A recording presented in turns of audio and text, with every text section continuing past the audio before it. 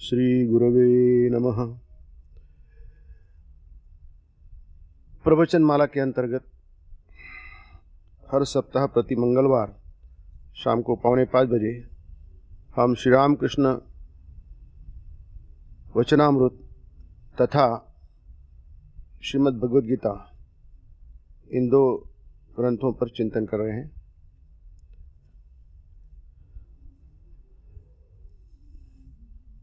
जैसा कि हमने प्रथम प्रवचन में देखा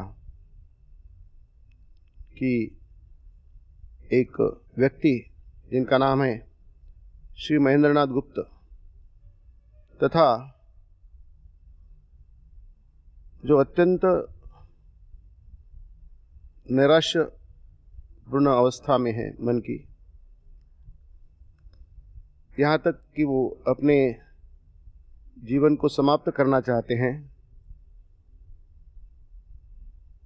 दक्षिणेश्वर के उस मंदिर के अहाते में प्रवेश करते हैं और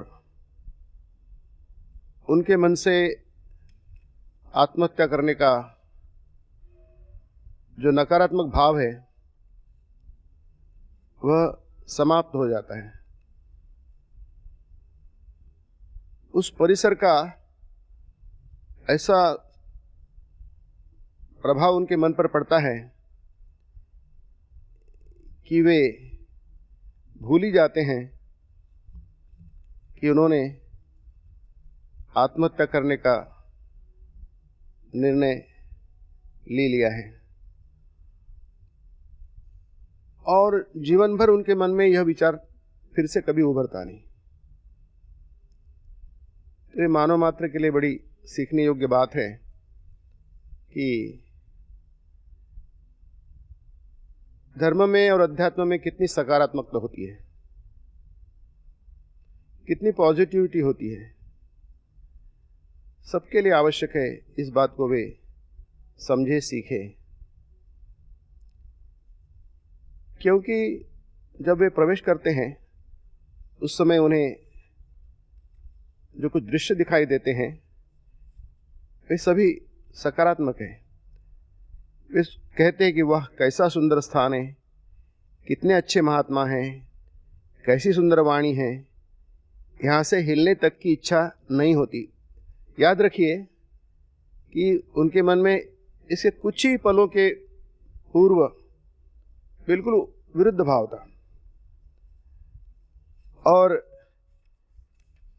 जब वे श्री रामकृष्ण देव के कमरे में उपस्थित होते हैं तो उनके मन पर श्री रामकृष्ण देव को देखकर और उनके कमरे में लोग उपस्थित होकर भगवत प्रसंग सुन रहे हैं, उस समय उनके मन में क्या प्रतिक्रिया हुई।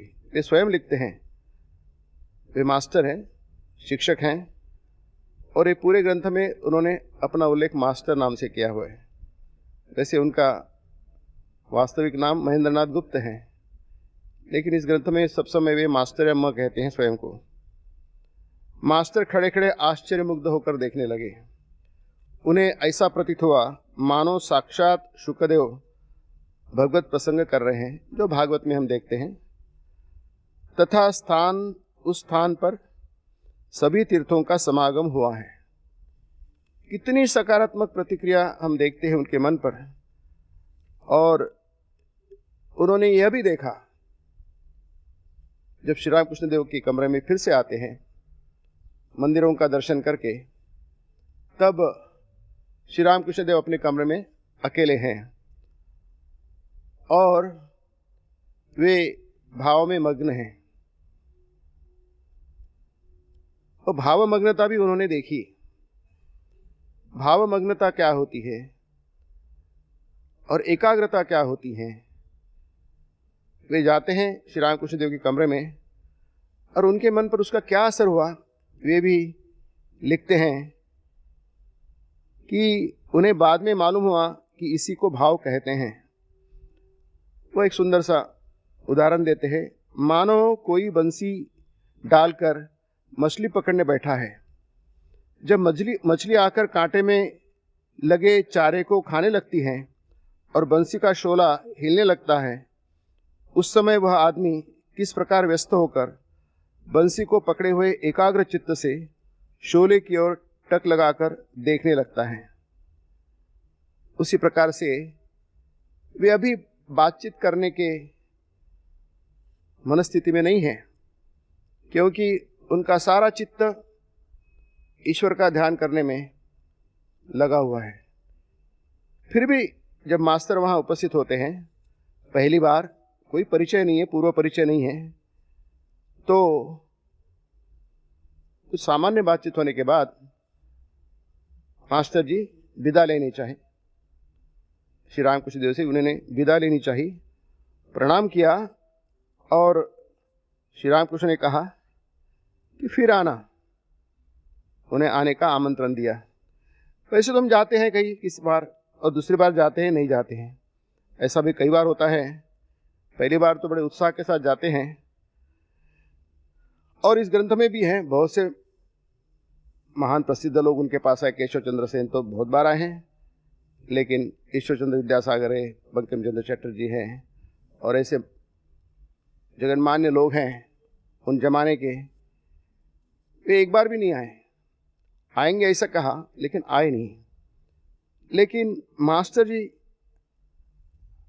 सोचते हैं कि मैं फिर आऊँगा। उन्होंने बोला भी है, ये सौम्य दर्श पुरुष कौन है, श्री रामकृष्ण देव के बारे में कह रहे हैं, उनके मन पर क्या उस प्रथम दर्शन का प्रभाव हुआ, ये बोलती है। ये सौम्य दर्शन पुरुष अर्थात श्री रामकृष्ण कौन है, कुछ जानकारी नहीं उनके पास। इनके पास फिर लौट आने की इच्छा हो रही है। क्या बिना पुस्तकों के पढ़े भी मनुष्य महान बन सकता है? उन्हें केवल इतने मालूम है, जितना आदमी पढ़ेगा, जितना पढ़ा लिखा आदमी होगा, जितनी उच्च शिक्षा प्राप्त करेगा, उतना आदमी बड़ा होगा। जैसे हम सब सामान्य व्यक्तियों की यही धारणा होती है, वही धारणा मास्टर महाशय की है। कितना आश्चर्य है, उन्हें स्वयं के बारे में आश्चर्य लगता है क्या कि मुझे यहाँ फिर आने की इच्छा हो रही है। इन्होंने भी कहा है फिर आना, कल या परसों सवेरे फिर आऊँगा। उन्होंने निश्चय किया कि अवश्य यहाँ आना चाहिए। उनके मन में यह भाव उठा और वो भाव उस प्रकार से रहा भी। और दूसरे दिन अर्थात 27 फरवरी 1882 को वे फिर से श्री रामकृष्ण देव के श्री चरणों में प्रातः उपस्थित होते हैं। समय है सुबह 8 बजे का। श्री रामकृष्ण बरामदे में दाढ़ी बना रहे हैं और फिर बातचीत चल रही है। यह श्री रामकृष्ण देव का और उनका दूसरा संवाद है। दूसरा दर्शन है मास्टर महाशय को श्री रामकृष्ण देव का। और अब हम द्वितीय दर्शन के अंतर्गत आज देखने का प्रयास करेंगे कि प्रथम दर्शन में उन्होंने जो कुछ देखा, उस जो दो देवस्थान था, मंदिर थे, वहाँ की आरती थी, श्री रामकृष्ण देव का दर्शन था, वहाँ का भगवत प्रसंग था, श्री रामकृष्ण देव का भाव देखा उन्होंने, उनकी एकाग्रता देखी, उनका ध्यान देखा। सारे कुल मिलाकर घटनाओं का जो उनके ऊपर परिणाम हुआ, उस मन को लेकर वे एक दिन भी न गंवाते हुए दूसरे दिन सुबह प्रातः शाम 8 बजे लगभग श्री रामकृष्ण देव के श्री चरणों में उपस्थित होते हैं। और अब जैसे श्री रामकृष्ण दाढ़ी बना रहे हैं, उस समय बातचीत चल रही है, तुम कौन हो, कहाँ से आए हो, आदि आदि। तो उसके बाद यहाँ कुछ मामूली सी बात चलती है। श्री रामकृष्ण देव उनको पूछते हैं कि तुम्हारा क्या विवाह हो गया है? ये 4 प्रश्न यहाँ एक एक करके हम यहाँ लेंगे। परिचय के नाते हैं, श्री रामकृष्ण देव परिचय के नाते मास्टर महाशय को कुछ मामूली प्रश्न पूछते हैं। उसका पहला प्रश्न है, क्या तुम्हारा विवाह हो गया है? अब हम सोचें तो पहले इसमें विवाह हो गया है यह प्रश्न पूछना, और उसके आगे का प्रश्न है कि तुम्हारी पत्नी कैसी है, तुम्हें बाल बच्चे हुए कि नहीं। शिष्टाचार के नाते ऐसे प्रश्न बहुत बाद में पूछे जाते हैं, प्रथम नहीं पूछे जाते हैं, इसको हम जानते हैं। लेकिन पहला ही प्रश्न है उनका, मानो लगभग पहला ही प्रश्न है, जो व्यक्तिगत रूप में पूछा जाए, तुम्हारा विवाह हो गया है, यहाँ तक भी ठीक है। मास्टर जी कहते हैं हाँ जी हाँ, मेरा विवाह हो गया है। तो श्री राम कृष्ण देव की प्रतिक्रिया बड़ी अजीब सी है, हम उसको विचित्र भी कह सकते हैं। चौंक जाते हैं और कहते हैं, उनका भतीजा है जिसका नाम रामलाल है, जो मंदिर में पुजारी का काम करता है, उनकी प्रतिक्रिया बड़ी देखने लायक है। अरे रामलाल, उसको संबोधित करके, अरे रामलाल, अरे अपना विवाह तो इसने कर डाला। विवाह तो करना, कर डालने की बात जो है वह तो कोई अनूठी नहीं है। सभी लोग, प्रायः लगभग अधिकांश लोग विवाह करने का विचार करते हैं और विवाह करते भी हैं। इसमें चौंकने की कोई बात नहीं है। लेकिन श्री रामकृष्ण देव की प्रतिक्रिया ऐसी है, अरे इसने अपना विवाह कर डाला। मतलब क्रियापद देखिए, कर डाला है, अपना विवाह इसने कर डाला है। पर नहीं होता तो अच्छा था, इसका विवाह यदि नहीं होता तो अच्छा होता। तो मास्टर पर इसका क्या असर हुआ? मास्टर घोर अपराधी जैसे सिर नीचा किए हुए चुपचाप बैठे। मास्टर को लगा, स्वयं रामकृष्ण इतना ही कहा, अरे इसने तो अपना विवाह कर डाला है। अतः मास्टर पर कोई सी प्रतिक्रिया होनी नहीं चाहिए, लेकिन मास्टर को लगा उनके प्रश्न पूछने के ढंग से कि यह मैंने घोर अपराध किया है, बड़ा गुनाह किया है, और लज्जित होकर सिर नीचा किए हुए चुपचाप वे बैठे रहे। और मन ही मन सोचने लगे कि विवाह करना क्या इतना बड़ा अपराध है कि ये चौंक गए हैं और इस प्रकार से पूछ रहे हैं कि इसने विवाह कर डाला है करके। अब उनका जो हृदय है धक धक करने लगा, उनका कलीजा है कांप उठा। जब श्री रामकृष्ण देव ने फिर से पूछा, क्या तुम्हारे लड़के बच्चे भी हैं? अब लड़के बच्चे विवाह के बाद होना कोई नई बात नहीं है, तो सामान्य बात है कि नहीं, यह भी कुछ नहीं। और जिस लहजे में पूछा उन्होंने कि तुम्हारे लड़के बच्चे भी हो गए हैं, मतलब ऐसी अपेक्षा है कि ठीक है विवाह हो गया तो लड़के बच्चे क्यों हो गए, यानी यह भी कोई विचित्र बात है। और उनकी प्रतिक्रिया, मास्टर का कलेजा कांप उठा। अब विवाह हुआ, लड़के बच्चे हुए हैं, इसमें कोई कलेजा कांपने की बात नहीं है। लेकिन जी हाँ, बड़े सौम्य शब्दों में, जी हाँ लड़के बच्चे हुए हैं। श्री रामकृष्ण ने फिर दुख के साथ कहा, अरे लड़के भी हो गए हैं, मतलब उनके लड़के हुए हैं, इन्हें दुख हुआ है, इस प्रकार से। अब मास्टर की प्रतिक्रिया देखिए, मास्टर को लगा इन्होंने मुझे तिरस्कृत किया है, मेरा तिरस्कार किया है और मुझे लज्जित किया है। अब मन में क्या प्रतिक्रिया हो सकती है, ये कैसे व्यक्ति है, मुझे किस प्रकार के प्रश्न पूछ रहे हैं और मुझे तिरस्कार कर रहे हैं। लेकिन मास्टर महाशय की जो इस ग्रंथ के श्री रामकृष्ण देव के संवाद के संकलक है, इनकी महानता देखिए कि नहीं, उन्होंने किस प्रकार से इसको लिया। मास्टर महाशय ने इन दोनों प्रश्नों को किस प्रकार से लिया?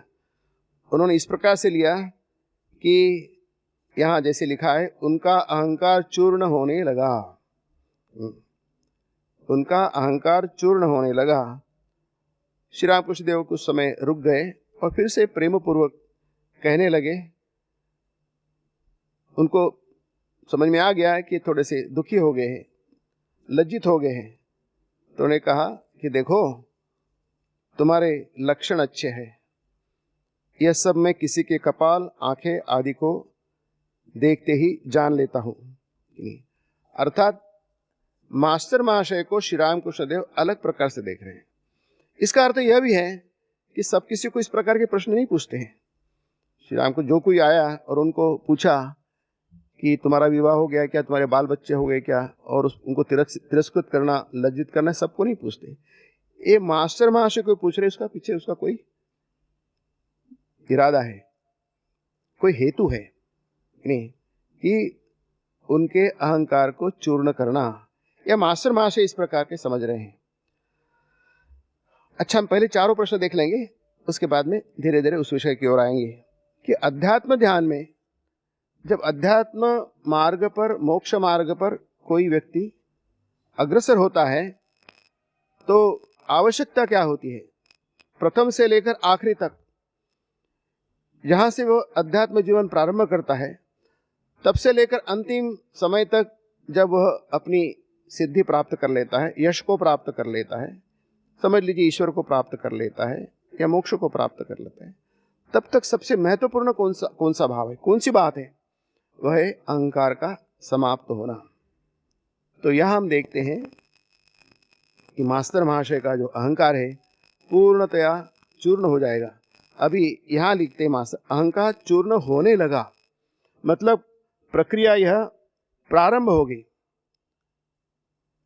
अहंकार समाप्त होने की प्रक्रिया जो है अभी प्रारंभ हो गई है, और यही मास्टर महाशय की विशेषता है। नहीं, श्री रामकृष्ण देव के दर्शन से दो प्रश्नों से, तुम्हारा विवाह हो गया क्या और तुम्हें बाल बच्चे हुए क्या? नहीं।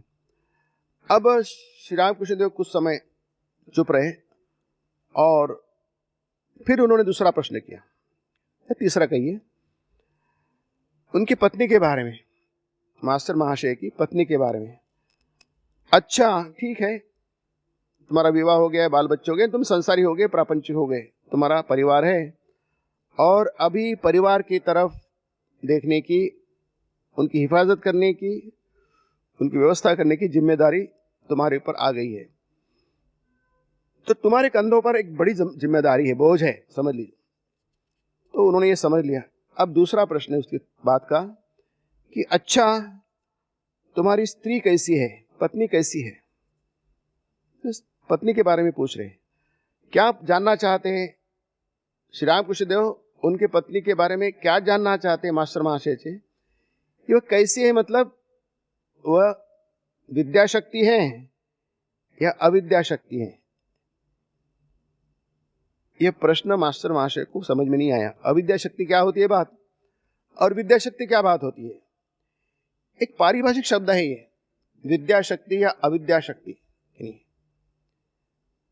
दोनों शक्तियां किसी पुरुष के भीतर रह सकती हैं या स्त्री के भीतर रह सकती हैं। ये बातें मास्टर महाशय को कुछ मालूम नहीं है। उन्होंने सहज भाव से उत्तर दिया कि जी अच्छी है, मेरी पत्नी तो अच्छी है, लेकिन अज्ञान है, मतलब पढ़ी लिखी नहीं है। उन जमाने में पुरुष की स्त्रियां भी पढ़ी लिखी नहीं होती, स्त्री क्या पुरुष भी बहुत ही कम पढ़े लिखे होते थे। तो उनकी पत्नी का पढ़ा लिखा ना होना कोई विशेष बात नहीं है, आम बात है। अब श्री रामकृष्ण इस पर अप्रसन्न हो गए, नाराज हो गए। जैसे उन्होंने जब सुना कि उनका विवाह हो गया है, बाल बच्चे हो गए, तब वो थोड़े से अप्रसन्न हो गए थे। इस प्रकार से उनकी पत्नी के बारे में जब पूछा और उन्होंने उत्तर दिया मास्टर महाशय ने, वह अज्ञानी है, तो वे नाराज हो गए। अब नाराज होने का क्या करने, अब बताते हैं। श्री रामकृष्ण अप्रसन्न होकर बोलते हैं, और तुम ज्ञानी हो, मतलब तुम स्वयं को ज्ञानी समझते हो और अपनी पत्नी को अज्ञानी समझते हो।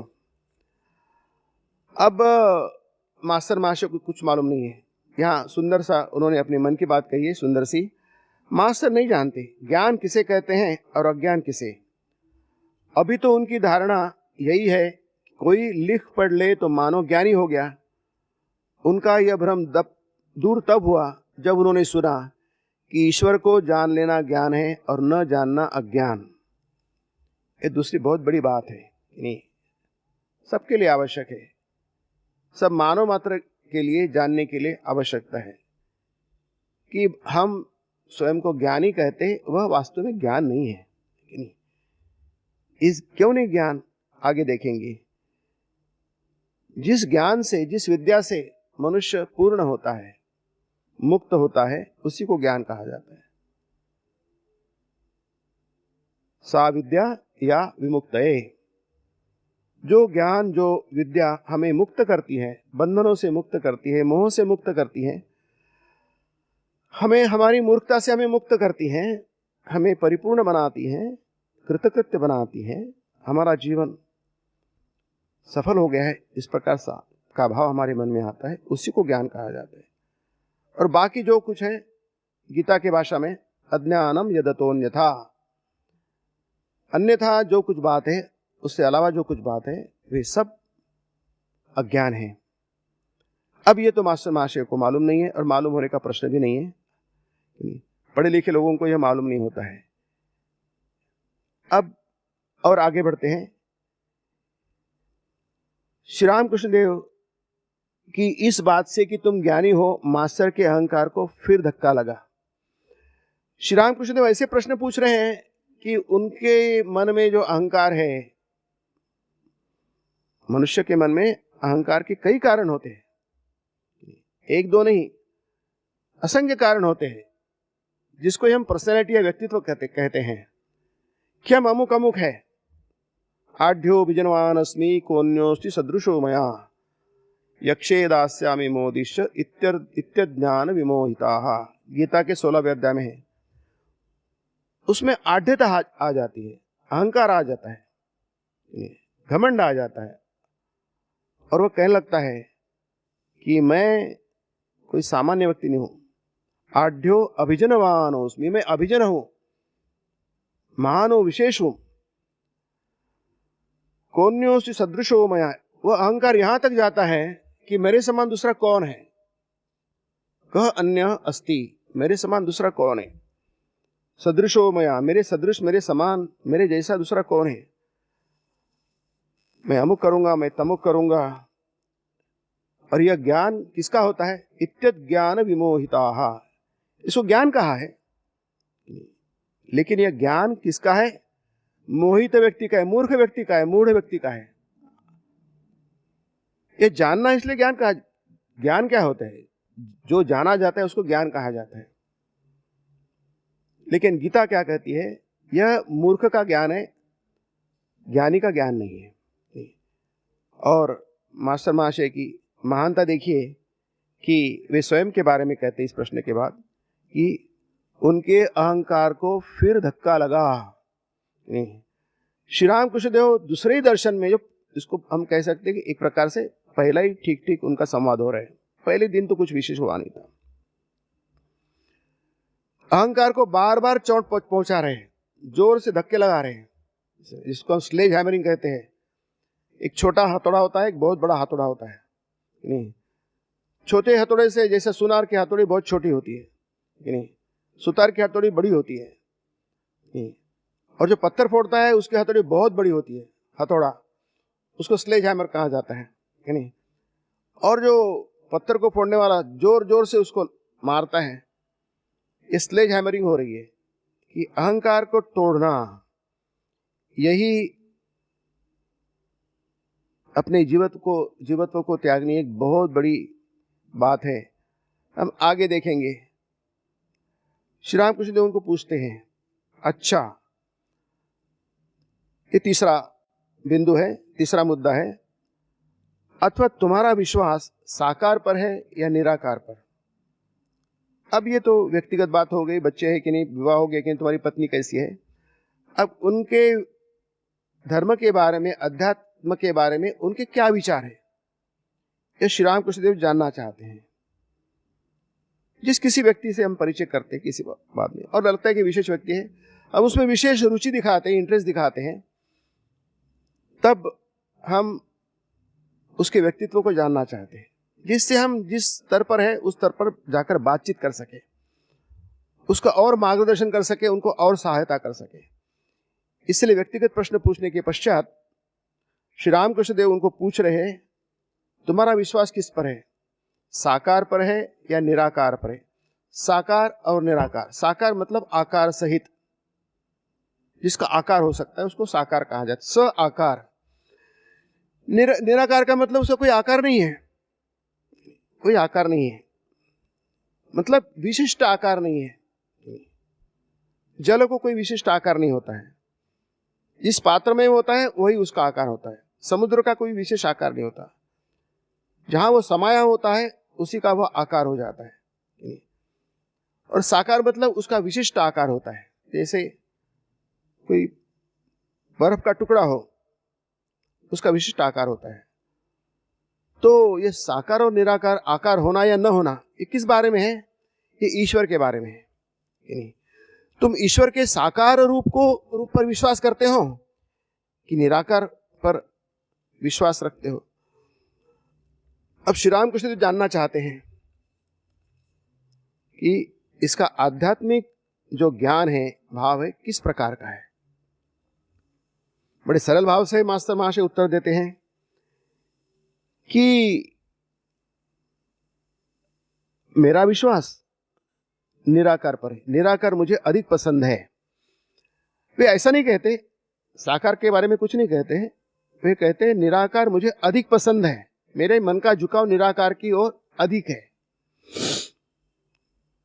अब जब रामकृष्ण देव ने उनको प्रश्न पूछा तो उनके मन में पहले यह भाव आया, मन ही मन में सोच रहे हैं कि ये ऐसा प्रश्न क्यों पूछ रहे हैं, तुम्हारा विश्वास साकार पर है या निराकार पर है?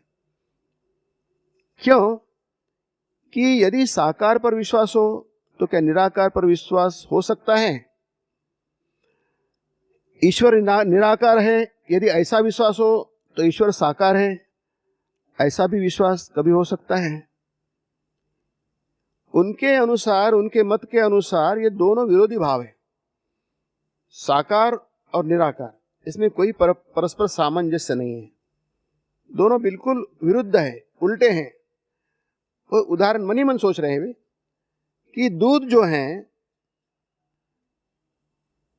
एक ही होता है, दूध सफेद ही होता है, दूध के और कोई रंग नहीं होते हैं।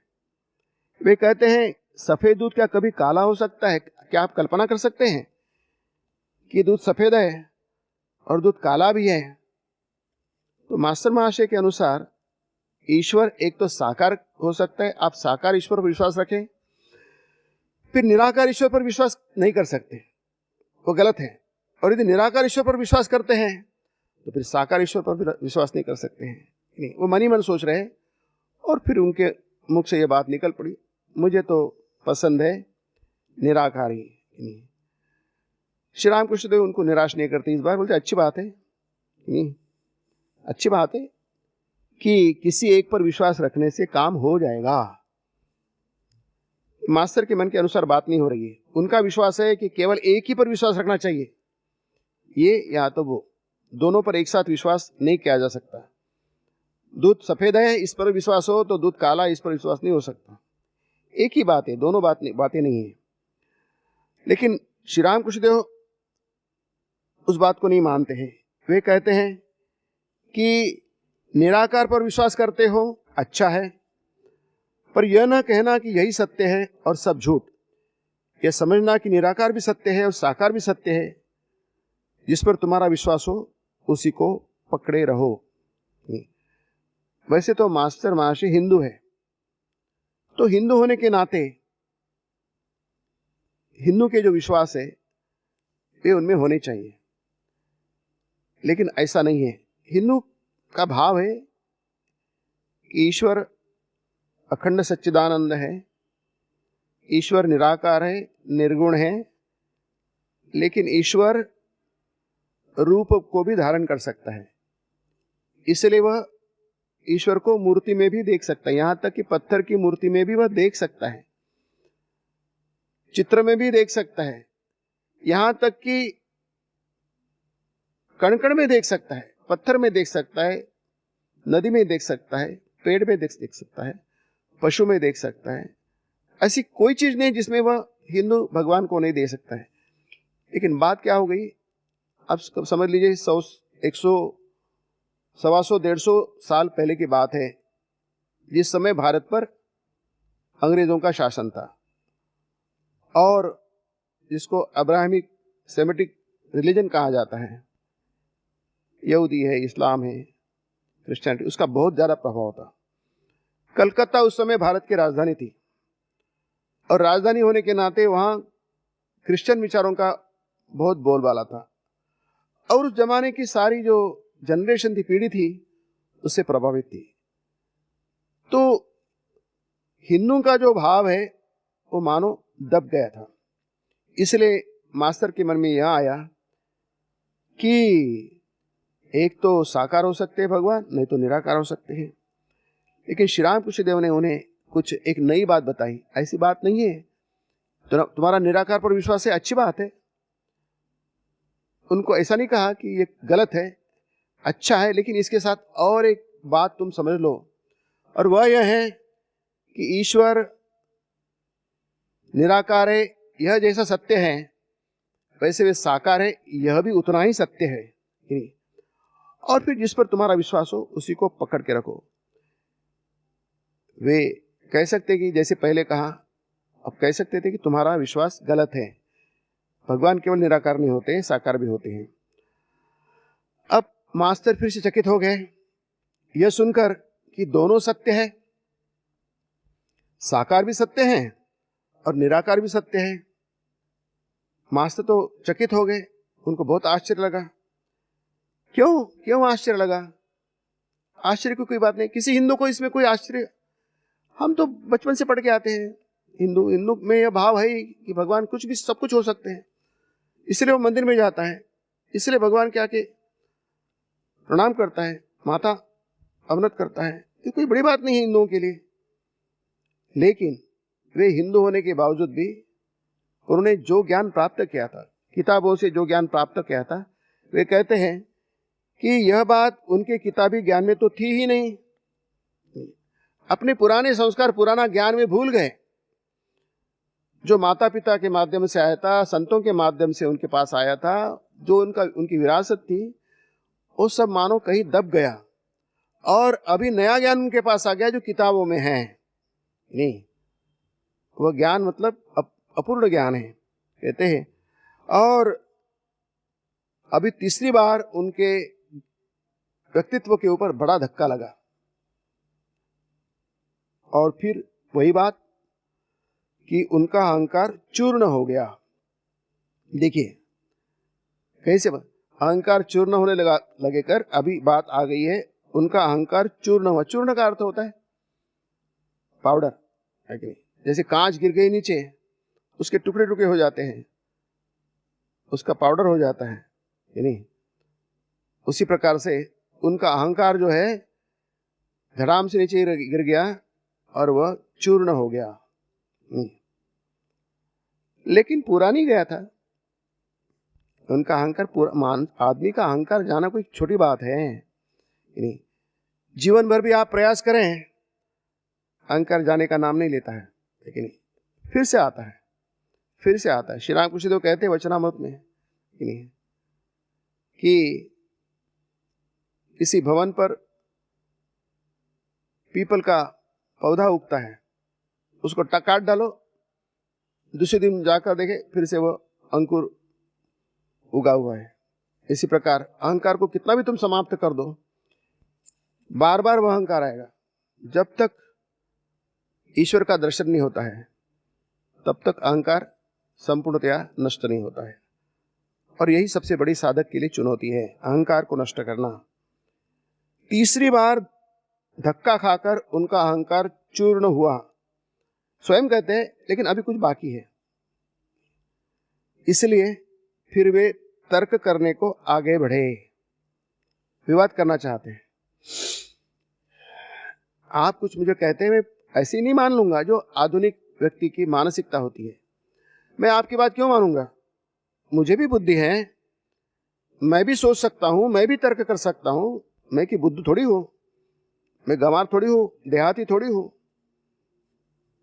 मेरा ज्ञान है, मेरे पास ज्ञान है, मैं तर्क करूंगा।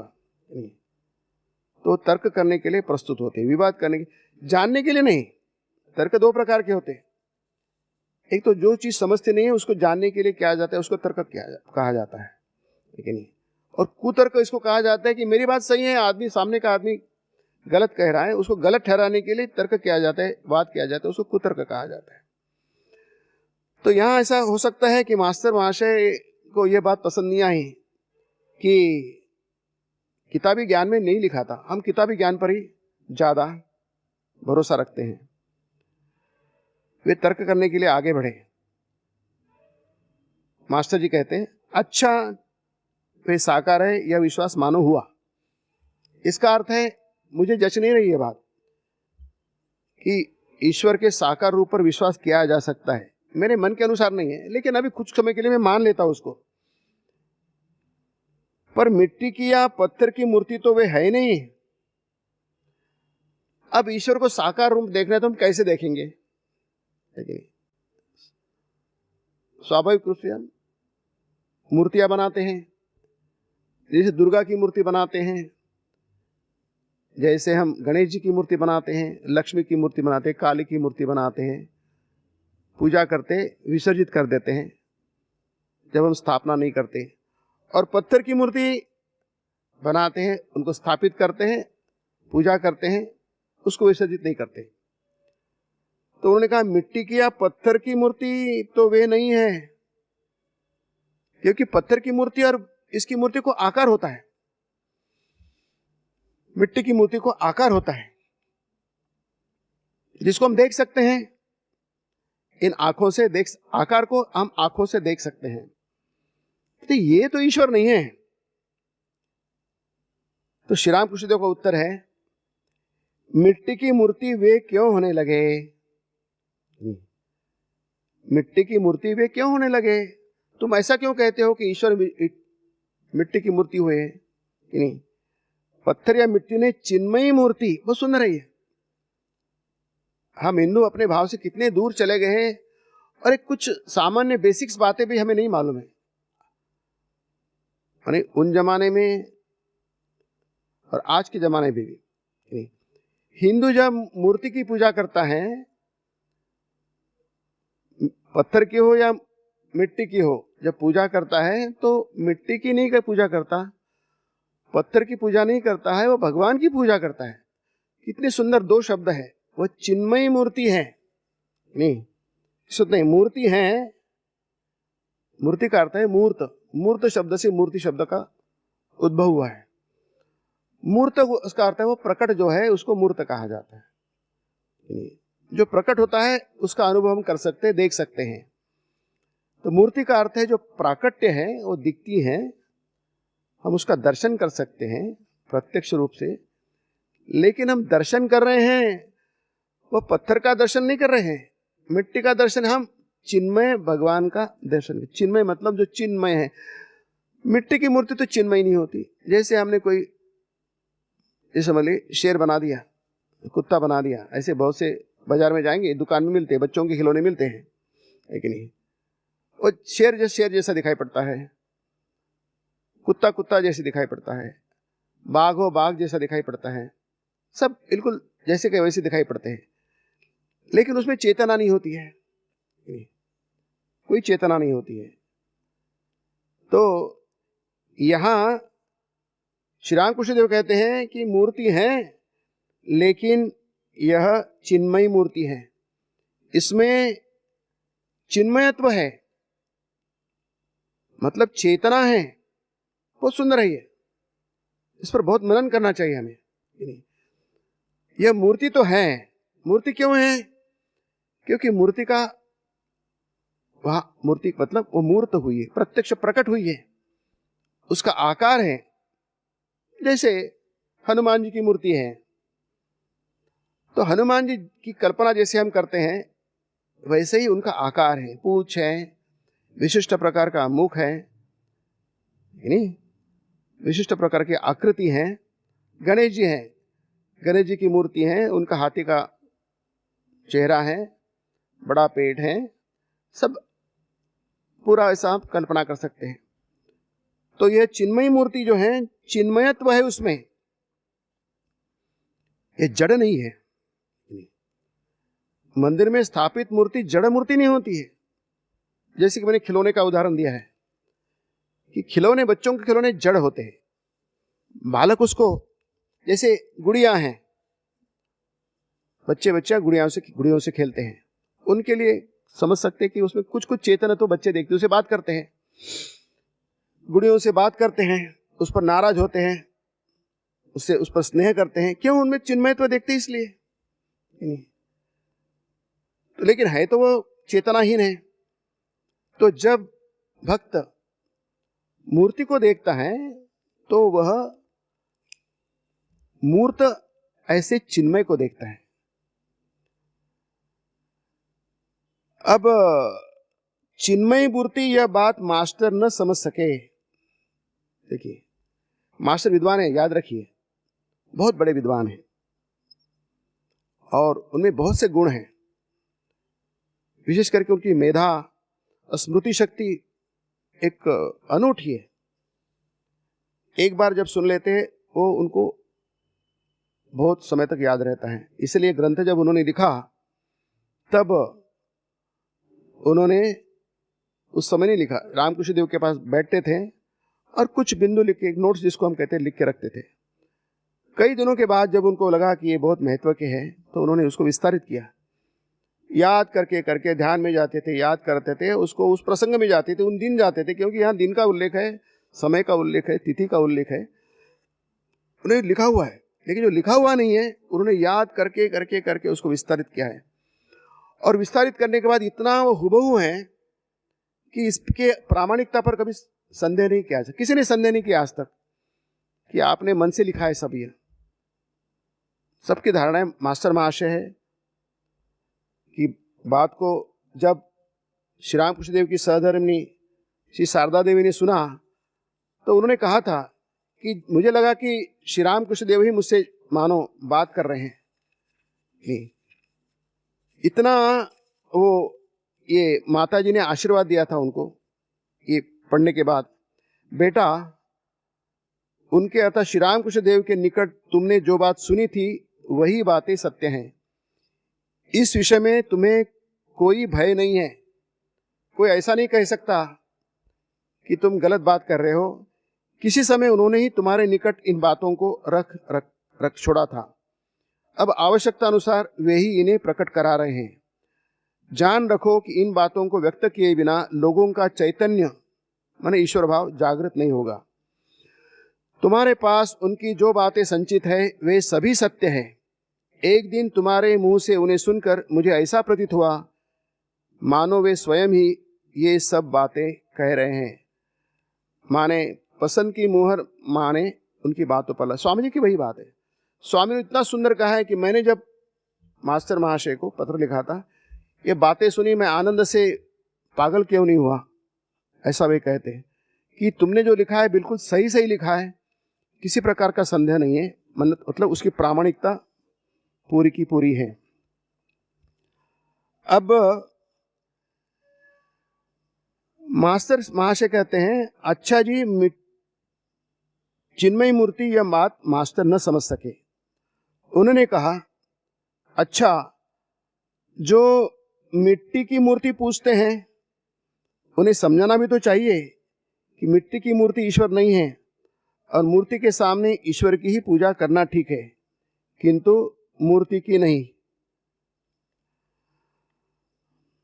अब मास्टर महाशय के मन में यह भाव आता है, वे पढ़े लिखे लोग होते हैं ना, उनको लगता है हमारे कर्तव्य है, हम तो पढ़े लिखे हैं, मतलब जानकार है, विषय के जानकार है। कुछ लोग जानकार नहीं होते हैं, पढ़े लिखे नहीं होते हैं, उनका अज्ञान दूर करना यह हमारा कर्तव्य तो है। शिक्षक का कर्तव्य होता है। शिक्षक जानकार होता है, वो जानने वाला होता है। विद्यार्थी होते हैं, वे अज्ञानी होते हैं, वे नहीं जानते हैं। तो शिक्षक का यह कर्तव्य होता है कि उनके अज्ञान को दूर करना। नहीं, इसी प्रकार से पढ़ा लिखा व्यक्ति सोचता है कि मैं सही जो है बतलाऊंगा, उनकी गलत धारणाएं दूर करूंगा। इसमें कोई गलत तो नहीं है, लेकिन गलत क्या है ये श्री रामकृष्ण उनको दिखा रहे हैं। मास्टर महाशय ने कहा, अच्छा ठीक है, मैं मान लेता हूं कि चिन्मय मूर्ति कुछ तो भी जो है, मूर्ति भी चिन्मय हो सकती है। अब मूर्ति तो जड़ ही है, मूर्ति कैसे चिन्मय होगी? मूर्ति तो जड़ है।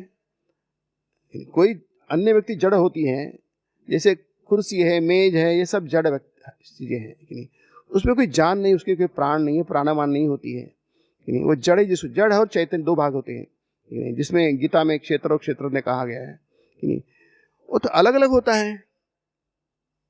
तो ठीक है, आप बोलते हैं कि मूर्ति चिन्मय होती है, अच्छा, मतलब कुछ समय के लिए मान लेता हूं, लेकिन जो मिट्टी की मूर्ति पूजते हैं उन्हें समझाना भी तो चाहिए कि मिट्टी की मूर्ति ईश्वर नहीं है और मूर्ति के सामने ईश्वर की पूजा करना ठीक है, किंतु मूर्ति की नहीं। अब यह ज्ञान मास्टर पे है, नहीं, उन्हें मान्य नहीं है, लेकिन बोलते हैं कि हमें समझाना चाहिए लोगों को कि मिट्टी की मूर्ति ईश्वर नहीं है, नहीं, अर्थात मिट्टी की हो पत्थर की हो मूर्ति है, ईश्वर नहीं है, उसको हम मान्यता नहीं देते हैं। अच्छा ठीक है, मूर्ति को सामने रखकर तुम ईश्वर की पूजा करो, नहीं, किंतु मूर्ति की नहीं। बहुत सुंदर है, बहुत सुंदर है कि नहीं। हिंदू मूर्ति की पूजा करता है मतलब ईश्वर की पूजा करता है कि नहीं। यह मास्टर महाशय को समझ में नहीं आ रहा है, पढ़े लिखे व्यक्ति को समझ में नहीं आ रहा, और इसीलिए श्री रामकृष्ण जो फिर अप्रसन्न हो जाते हैं, नाराज हो जाते हैं मास्टर महाशय की बात सुनकर, नहीं। और ये चौथा बिंदु है लेक्चर देने का, लोगों को समझाने का, नहीं। तुम्हारे कलकत्ते के आदमियों में यही एक धून सवार है, श्री रामकृष्ण देव कह रहे नाराज होकर, सिर्फ लेक्चर देना और दूसरों को समझाना। क्यों? क्योंकि गवार लोग इनको क्या मालूम होता है, हम समझाएंगे तो मालूम होगा। अरे हम भी उतने ही गवार है समझाने वाला, नहीं, ये उन्हें मालूम नहीं है। अपने को कौन समझाए इसका ठिकाना नहीं। अजी समझाने वाले तुम हो कौन? जिसका संसार है वे ही समझाएंगे। ये जो परिच्छेद है बहुत ही सुंदर है, इसको बार बार पढ़ना चाहिए, नहीं। हमारे मन के कई भ्रम इससे दूर हो सकते हैं, नहीं। वे कहते हैं समझाने वाला जो चेतन तत्व होता है, जो प्रत्येक में विद्यमान है, वो स्वयं ही समझा देता है, नहीं। जिनका संसार है वे समझाएंगे। जिन्होंने सृष्टि रची है, सूर्य चंद्र मनुष्य जीव जंतु बनाए हैं, जीव जंतुओं के भोजन के उपाय सोचे हैं, उनका पालन करने के लिए माता पिता बनाए हैं, माता पिता में स्नेह का संचार किया है, वे ही समझाएंगे। वास्तव में हमें समझाते कौन है? ईश्वर समझाते हैं, नहीं, वे ही समझाते हैं। हमें और दूसरा कोई समझा नहीं सकता है। इतने उपाय तो उन्होंने किए और यह उपाय वे न करेंगे।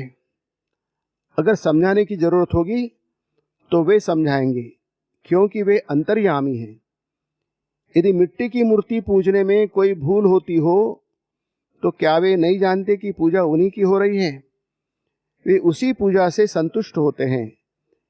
इसके लिए तुम्हारा सिर क्यों धमक रहा है? तुम यह चेष्टा करो जिससे तुम्हें ज्ञान हो, भक्ति हो। अब यह जैसे कि मैंने कहा है परिच्छेद बहुत बार बार पढ़ने लायक है। हम अगले प्रवचन में इसका उल्लेख करेंगे, अगले मंगल के शाम को 4:45 बजे। लेकिन इसके अंत में कहते मास्टर, अब शायद मास्टर का अहंकार बिल्कुल चूर्ण हो गया, मतलब नाम मात्र भी उनका अहंकार नहीं रहा। इसके बारे में हम फिर से चिंतन करेंगे। ओम शांति शांति शांति। हरि ओम तत्सत।